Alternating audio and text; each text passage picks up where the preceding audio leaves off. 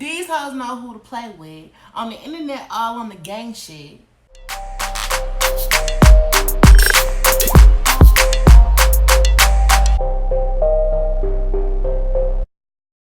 What's up, YouTube? It's your girl TaKenyah, and I am back with another video. Before we get started, let me just give a major shout out to my babies, who I used to be a counselor for about 8 years ago before I went off to college, and I'm so proud of them. They've graduated from high school. All of them went to my high school that I went to, and they all graduated together. They went in as a crew from our counselor camp thing, and they came out, all of them, every single one of them together, all graduated. And then a special shout out to my baby Bree. I will insert the video. She made it to America's Got Talent. Wait. I'm so sorry to interrupt you, Holly, but I have to tell you, every young man and woman on this stage represents me and where I came from.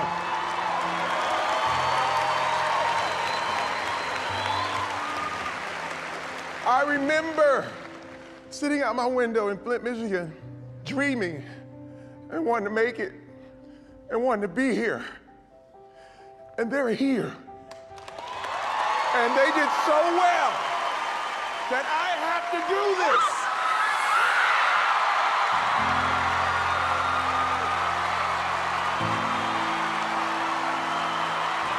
Let me tell you something, Mr. White.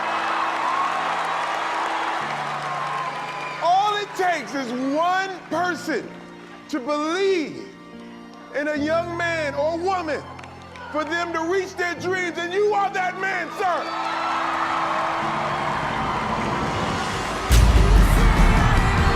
I am so proud of them.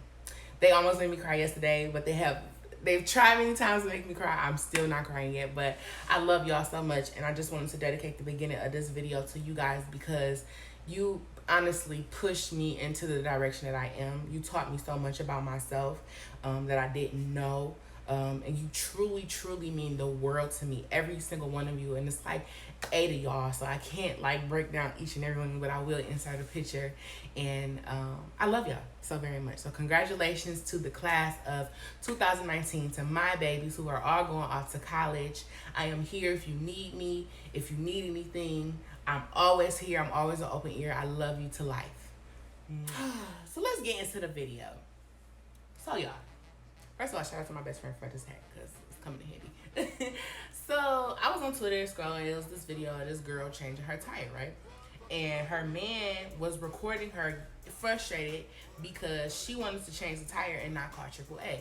So in the midst of changing the tire, he laughing at her, talking like, I can't believe you crying. I can't believe it's serious. And there's more to the video. So if you go on Twitter, or matter of fact, I'll put the link in the description below. I just felt bad for the girl, and the question was, would you leave your man if he did some shit like that? And the question, I feel like there's levels. It was not, for me, the problem was that you didn't know how to change the tire. It was the antagonist attitude. It was recording it, and it was absolutely positively undermining my clear cry out for help. If I'm crying and I'm in pain, how dare you record it and then post it on social media? Like, how dare you? How dare you neglect me in that space? Because I genuinely feel like your partner is supposed to be your equal. They're supposed to be your support. You're supposed to be the person that I want to spend my life with, my friend, my safe space, somebody I trust. And if I can't trust you in a moment like this, where you're literally minimizing my whole last existence and laughing at my pain, and to you it may not be a big deal, but to her it was. That wasn't cool. But that's not why I'm here. I got into a rant talking about how I would have noted that in my head, took him home, ride home would have been silent. I wouldn't have said a motherfucking word. I would have changed my motherfucking tire like the bad bitch that I am, figured it out some kind of way, and then I would have took his ass home, blocked his number, would have never spoke to that nigga ever again in my motherfucking life, period. And then I went on to say, actually, what I really would have done was calmly texted my cousins, especially if I was in the hood, like, I'm finna change my tire and this nigga is over here calling me, so pull up just in case you want to try some shit, because I'm leaving him here, period. And I got to talking about how like I don't fight with men. I don't do the back and forth banter, especially because I know I have a smart mouth and I'm gonna say something that's gonna piss a nigga off sometimes. And I don't fight niggas. I have brothers, I have cousins, I have family for that. I don't have to fight niggas. So I said I will call my I'm it's above me now.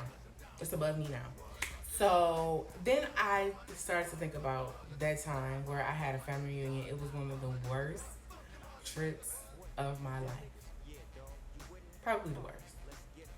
Baby, but we're not gonna get into the details of that situation. But it was the worst trip of my life. Shit just kept happening like over and over and over. Like I wish I could go into details, but it was so much. But we're gonna get right to the part where I was talking about. So we was going down, like we had a family reunion weekend. So in our family, we have a 3-day family reunion weekend. Friday is usually the meet and greet fish fry. Saturday is usually the banquet dinner. And then Saturday night, we go out to the club. And then Sunday is church and then another picnic to eat. And then we even hit the road to take food home. That's how we do it in our family every single year. And we travel to different places every year. So this year we were at the Timonium in Maryland. And we did the banquet, but Saturday night we wanted to go out to the club, so we decided to go to Baltimore or somewhere. I think it was Baltimore. We went downtown or something like that in the area to go to the club. It was like a strip that we went on. Me and my cousins, we met our other hood cousins. Now, I'm from Detroit, and my family is hood. I have hood family, at least this side of the family is hood. And I have family members whose occupation includes selling drugs. And because of that, they have big cars, big homes. They are very, very flashy people, you know. And when I say big cars, I'm talking about like Maseratis, Bentleys, like cars like that. And we all rode. We didn't ride together because I rode in my Impala, but I followed my cousin, so we all rode in a bunch. And there was like a group of cars coming in like a strip of cars. So it was me and my Impala, Maserati, Bentley, Cadillacs, like big trucks, Yukon Denali's, which are not big, but they're pretty expensive cars. And we rode into the hood of Maryland. So we walking out together because when we all got out, we had to all be together because my family don't play about leaving each other. But then it was the age gap. So at the time, I think I was like 20. I wasn't 21 yet, and I couldn't go to the club that my cousins was going to. But it was a group of us that were young enough to be with each other, and then a group of us that were old enough to be with each other. So we was like, okay, y'all, we're going to stay together, but we're going to split. We're going to go to the 21 and up club. We're going to just, you know, chill, find something to do on the strip, go to another club, hookah bar, something. So we split up. We go down to go find a liquor store. We had one cousin with us that was 21, and we was like, we want liquor. So we sent in the cousin to go get us liquor, and we sitting outside of this store. I don't remember shit because it was such a blur of a weekend. And my cousin and his girlfriend, now this is one of the cousins who got money. He walking down the street with his girlfriend, and he see us like, what y'all doing? Like when we just like, oh, we getting alcohol, whatever. He's like, how y'all getting alcohol? So we told him. So apparently, now that I'm looking back, we was a target from the get-go because we came so flash. Like my family is a flashy people. Like that's just how we are. So we didn't know that we were a target. We just pulled up on a motherfucking strip. Like what's up? Like we all together, and we a big crew. So you know. So they had been watching our every move. I feel like they was watching who was the big dog, who wasn't, who was the weaklings, who wasn't, because they got us. Oh baby, they got us. So we sitting down in front of the store outside. My cousin bring us the alcohol. We sitting, getting tipsy, getting drunk. All my other cousins down at the 21 and up club. We probably like 3 doors down in front of another like bar, but it's not like they not kicking us out, so we could be there. We getting drunk on the outside, and then these group of niggas at this hookah bar next door was looking at us. So my cousin was like, you know, like, oh, they fine or whatever. So my cousins start to get up. These 2 niggas get to talking to them. And apparently these niggas have been watching us the whole time. So I'm sitting down because I'm obviously not pretty in terms of what the men were looking for. And I know I'm a bad bitch. Let's be clear, y'all. I'm just saying, you know what I'm talking about. So I'm sitting down like I'm playing it cool, watching my cousins, because I usually end up being the responsible cousin that I'm watching everyone to make sure everybody's good. So I'm watching the niggas and we chilling, and they're like, if y'all can come into the club for free before the shit gets too deep, y'all can get a VIP section. Now I should have known something was off from men, because like why the fuck would you give us a VIP section and for what? And I was the one who had keys, because I'm the one out of the group that had the car, but I only had the Impala. Everybody else had the big dog cars. I'm the only one who did it. So they like chilling. We get our drinks. We sit down with the Hennessy bottles and the Ciroc or whatever. And my older cousin came down because she didn't want to be in the club no more. So she came down to smoke a cigarette. And she drunk as fuck. So she not in her like mama mode. So it's just me because I ain't get too drunk yet. So by the time I actually get drunk, the niggas have basically like walked my cousins up and down. They flirting, they cake, and I'm still staying in my spot with my keys. And I think I had my other stuff in my bra, but my keys was on the table. So this tall ass light skinned nigga walk up on me and he like, "What's up?" or whatever. And I'm like, "Hello." Now apparently he was the quote unquote security at the club, but that's not what the case was. So he came up to us and was like, "Y'all coming into the club?" I'm like, "Yeah, when they get back down here, my cousins get down here, we'll go sit in the VIP or whatever." So my cousins come back down. They like, "Oh yeah, they cool, we can go in." I don't know what happened, but all I know in the midst of all of this transactioning going on, we finished our bottle, we throwing away stuff, blah, blah, blah, blah, blah. I didn't think about the keys. Because remind you, I didn't have a purse, so everything was in my bra and my keys was like a ring, like on my hand. So we walk in the club. I ain't thought about the keys. Now I'm drunk. Now I'm feeling good. We smoking hookah, blah, blah, blah, blah. We sitting down, and I chill for a minute. I say, I don't have my keys. So I told my cousin, like, "You got the keys?" She like, "No." So they get to asking me, "You got the keys? You got the keys?" Immediately when we all got hit, that nobody had the keys, we like, party over. Now this shit starting to jump. So we had to maneuver our way out of the club.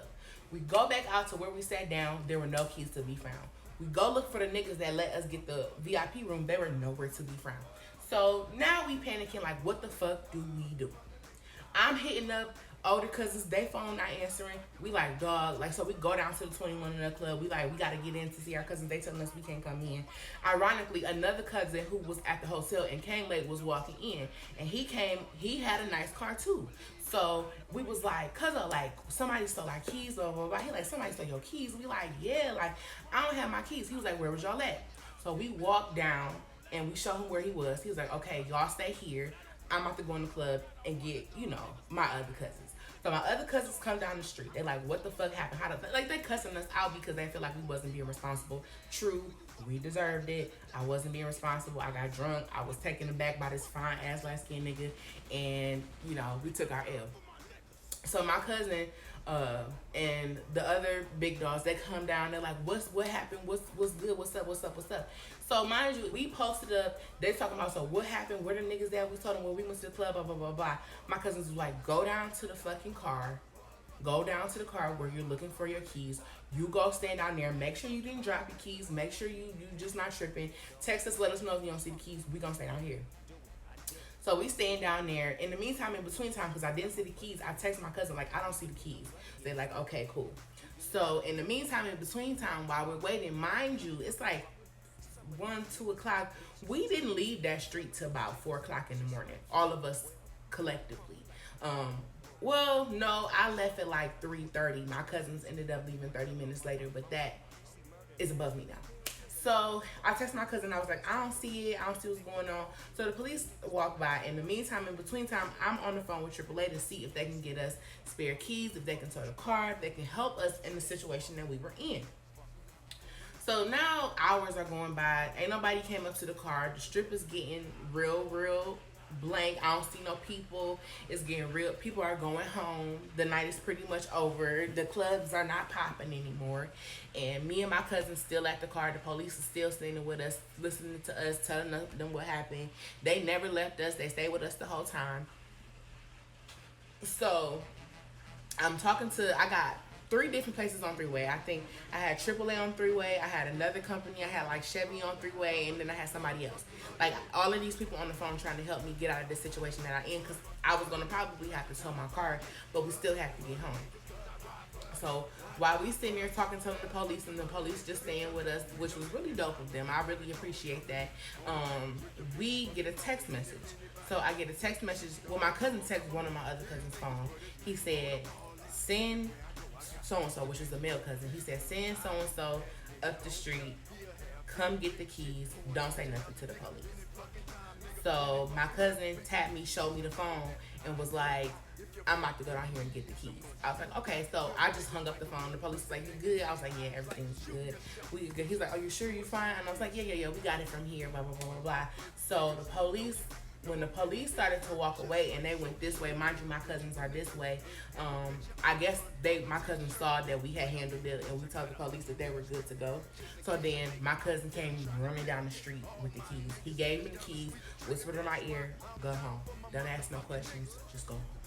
And I'm like, okay, y'all, we gotta go home because we not having it. So we had to, everybody that was with us, we went and got in the car. Everybody got in their stuff except the cousins with the big dog car. And that's roughly around 3:30. While we're on the way home, we get a text like, don't say nothing to nobody when you get home. Just go home, blah, blah, blah, blah. All I know is we got our keys, and some cousins came back with tattered. They didn't look as smooth as they looked when they walked out. And I just know the situation got handled. I got my keys, and I was also told that we were basically the target of somebody trying to steal cars because they saw that we all came together as a group. So they thought that taking my keys, they hit a lick and they had got a car, but they ended up getting mine, which was the least expensive. But yeah, it was handled, and I was told to leave immediately. And my cousins didn't leave that strict about 4 o'clock. So I don't know what happened in between 3:30 and 4 o'clock, but probably wasn't a good thing. But that's neither here nor there. That weekend was really just trash. The more I can think of, I broke my cell phone. What else happened? Hotel caught on fire. Got perfume in my eye.